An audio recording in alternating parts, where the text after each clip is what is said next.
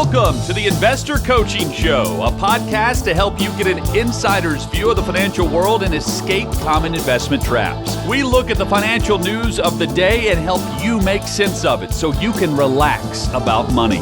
And here's your host, Paul Winkler. All right, we're back here. This is the Investor Coaching Show. I'm Paul Winkler. He's Jim Wood.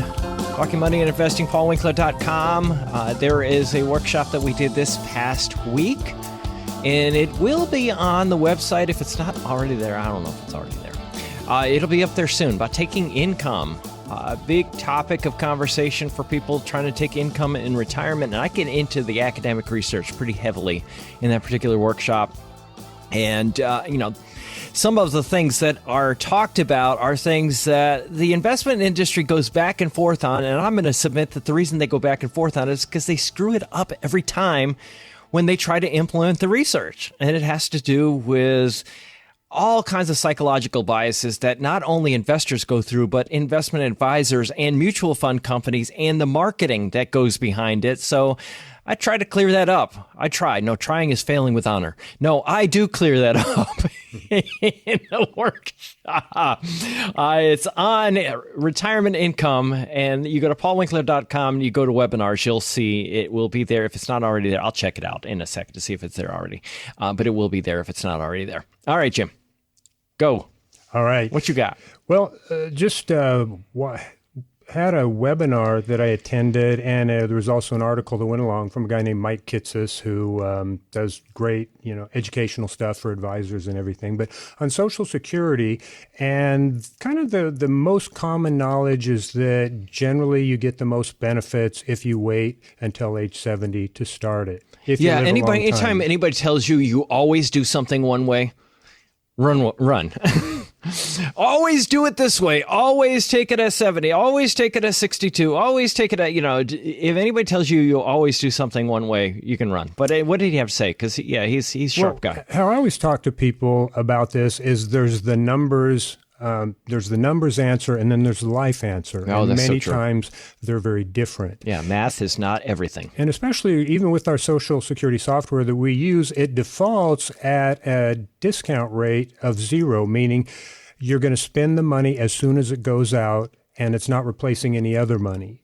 And so there's a problem right there, because almost everybody taking Social Security is they might be spending that in place of other money that they've saved over time. So they might have a 401k balance that they're leaving there that gets to grow over time. Yeah, so possibly. I mean, and they may be working part-time too, and they may not need it right away for that particular reason, or they may be replacing income where they had in previous years 0 income. And I had a lady I was working with the other day, and she had, because Social Security looks at 35 years of data, and she had a bunch of goose eggs if she kept working. So taking it later was absolutely the right thing for her. But, it really, really depends. It absolutely, and it's a very individual thing.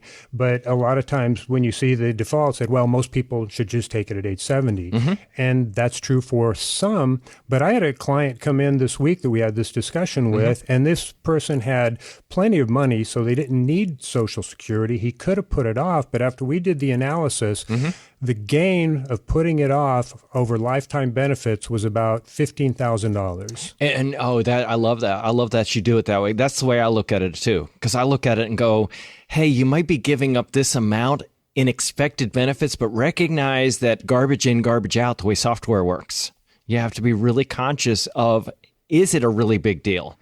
And weighing that, and then looking at what's the lost opportunity cost too. And how we got to that was we did assign a discount rate, so assumed that, that Social Security was earning something, because if he didn't have the Social Security, he'd be spending other money that had some sort of earnings. Right. And using that, and then over the lifetime of benefits, it was only a $15,000 difference. So did it make sense to wait 3 years and have other risk in terms of maybe you don't live as long as you potentially thought, or it gives you maybe more flexibility now, or you can take that money that you we're going to invest or invest a little bit more aggressively. There's lots of things to look at in that calculation. And that's what this article was really talking about, is how do you arrive at that discount rate? Yeah. Because one, there's the rate of return, historical rate of return, or whatever mix you're using. If it's 60-40, maybe that's 4 or 5% above inflation. So that's one thing. But then also, it was talking about lots of other things like mortality risk. Do you have longevity in your family? Exactly. Yeah, if you don't have mortality in your family, or if you don't have, let's say that you're maybe not in the greatest of health, sometimes taking the benefit earlier makes a whole lot of sense, simply just because of the fact you're not likely to be able to take that benefit for a long period of time. You may not live past the break-even period, which can often be, a good 10 years after, age 70. It could be even slightly longer. Depending on the person. Yeah, and the regret risk, meaning that would you feel regret? Would you, just be hating on life if you got to age 72 and all of a sudden you had a terminal disease, but you had waited instead of turning it on? That's why I said you'd be dead. You wouldn't have regret. But, there's different things. Health span, when you're younger, you're more likely to be as healthy as you're ever going to be. Yeah. So does turning that money on give you more flexibility and allow you to have more experiences like we were talking about? Well, and it may be a situation. Let's say that you take Social Security earlier and you have to live on assets. Let's say that's your situation. You have to live on the investment assets at that particular point in time.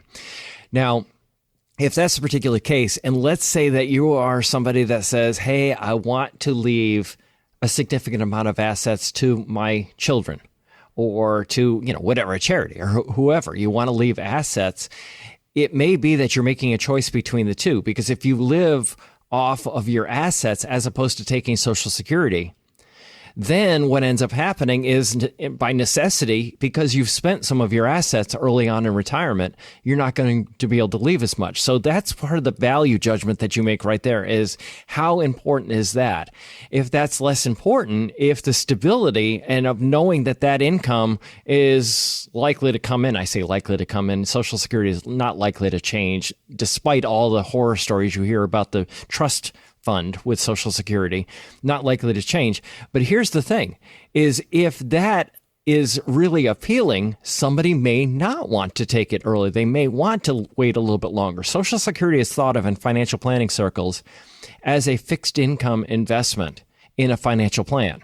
If you look at fixed income investments versus equities, somebody that is more risk averse may want to wait to take their Social Security later to have that little bit more stability. Somebody that is more risk, they aren't as worried about risk, or they're less risk averse, might not want to do that. So it's really a value judgment. And certainly longevity risk is the key thing for waiting, right? If you think you're going to live a long time, you put in the numbers. The numbers almost always say wait as long as possible. Right. That's very true. But very true. If you're going to delay it and you're not going to work and you have to live off assets, there's a big sequence of returns risk. Right. Because you say, okay, I'm going to do these first couple of years and I'm going to take an outsized amount from my portfolio. And so you're taking out not 4 or 5, maybe you're taking out 8% for just a couple of years to get you to turning Social Security on. And all of a sudden we hit 2008 and the market's down by half and your portfolio's down 25, 30%. That can have a huge impact and make you really kind of have to make some other decisions. Yeah. So here's what Jim's talking about when he talks about sequence of returns risk. Think about it this way. Let's say I have 2 portfolios, 3 portfolios. I'm going to explain it the way Gene Fama did, University of Chicago guy that won the Nobel for economics. Basically, the way he did it was this. He said, everybody would love this. The market goes up 8%, 8%, 8%, 8%, 8%, 8%, 8%. He did that. Or your portfolio goes up by that amount every year. Every single year, you have a straight line return of 8% per year. And he says, that's not the way this stuff happens, right? You might have 20%, 15%, 8%, -4%. And, maybe it goes way up and then it comes down later. Or you may have your bad returns in the first part of the years. Maybe you have -2%, -4%, followed by 25% return and so on and so forth. So your sequence, is it low returns first, then high returns later? Is it high returns first, low returns later? Now, we can't control that. We don't know what's going to happen. If you have a situation where you retire and even those two portfolios have the same exact long-term average rate of return, that they end up in the same spot, you can have a situation where the portfolio that went down first and then up later runs out of money, whereas the portfolio that goes up first and then comes down, you're just fine. Now, because you don't have control over that sequence of returns, you can end up with a situation with two different portfolio return sequences can give you completely different results.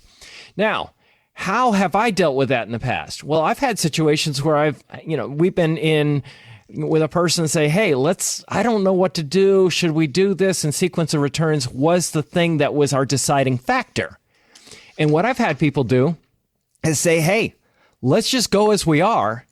And then if all of a sudden markets go way down, let's say you were planning at age 65 to take your Social Security benefit at 70, let's say. And we go and age 65, market happens to be up, your portfolio's doing fine. 66, your portfolio's doing fine. And at age 67, it drops. And let's say the portfolio markets go down. You're not going to be that, you're going to have a diversified portfolio. But let's say it's an issue because of the amount of drop, let's say. Well, let's go file for Social Security right now at age 67. We were going to wait to age 70. Let's file at 67. And then what we've done is we've beaten the sequence of returns issue. So this is, and if this is complicated to you folks out there, recognize it is complicated. But there are all kinds of variables, and I want you to get that this isn't simple math, and it isn't just simple. Go ahead. No, just like back to simple math you were talking about, and average returns. There's a quote out there. It's from Nassim something. He's a really well-known researcher. Anyway, I'd blow his name. But anyway, it's never cross a river that's on average 4 foot deep. That's funny. Yeah. No, that's really good. Yeah, I like that quote. That's really good. So yeah, this is complicated stuff, but when you take Social Security, depends on a lot of variables, and I just want you to get that. There are a lot of different things you want to think about. Anytime anybody tells you always do this, never do it this way, recognize that you're just dealing with a person that's not thinking very deeply regarding this issue of Social Security and timing. Hey, this is Paul Winkler. Hope you enjoyed today's edition of the Investor Coaching Show. If you want to learn more about what we do, go to our website, paulwinkler.com. Until next time, I'm Paul Winkler, reminding you that I believe that more educated investors are more confident investors, and confident investors are more successful investors. Have a great one. Advisory services offered through Paul Winkler, Inc., an SEC-registered investment advisor. The opinions voiced and information provided in this material are for general informational purposes only and not intended to provide specific advice or recommendations for any individual. To determine what investments are appropriate for you, please consult with a financial advisor. Paul Winkler, Inc. does not provide tax or legal advice. Please consult your tax or legal advisor regarding your particular situation.